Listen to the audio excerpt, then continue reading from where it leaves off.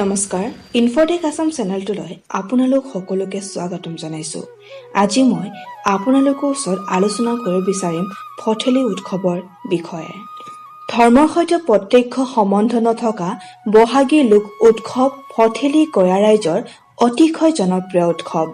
ঠাই বিশেষে ইয়াক হৰি বুলি জনা যায়। ভঠেলি শব্দৰ আঁতিগুৰি সম্বন্ধে বহু পণ্ডিতে ভিন্ন ভিন্ন মত আগবঢ়াই আহিছে।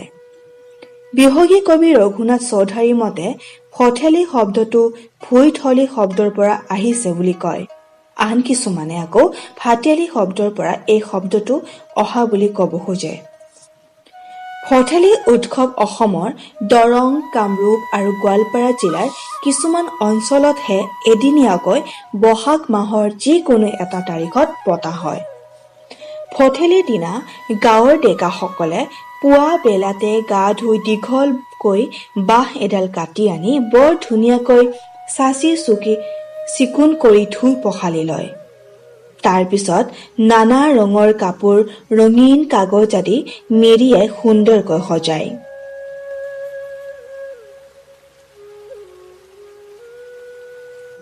বাঁহৰ আগডোখৰত এডাল বান্ধি দি মাংগলিক বাদ্য বজাই বাঁহডাল নামঘৰৰ সন্মুখ বা নিৰ্দিষ্ট কোনো বাকৰিত আনুষ্ঠানিকভাৱে থিয়কৈ পুতি দিয়া হয়।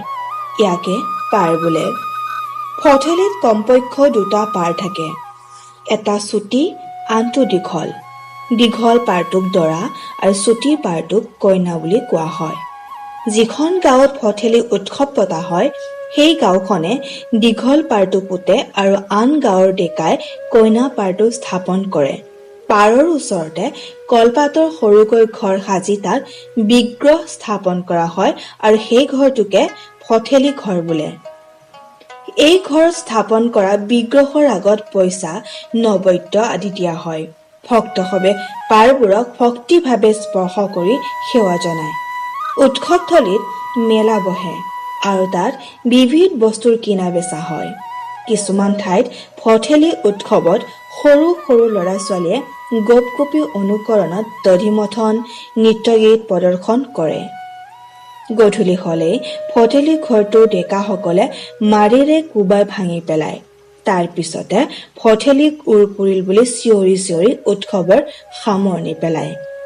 ভঠেলি উৎসৱত ল'ৰা বুঢ়া সকলোৱে জাতি বৰ্ণ ধৰ্ম নিৰ্বিশেষে যোগ দিয়ে। হিন্দু সম্প্ৰদায়ৰ লোক ভঠেলি উৎসৱৰ আয়োজক যদিও ইয়াত সকলো সম্প্ৰদায়ৰ লোক মিলিত হোৱা দেখা যায়।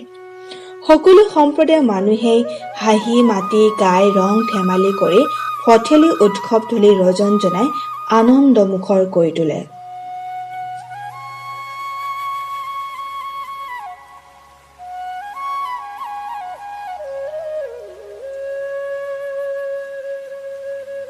এয়া হ'ল ভঠেলি উৎসৱৰ বিষয়ে কিছু সমূহ আলোচনা।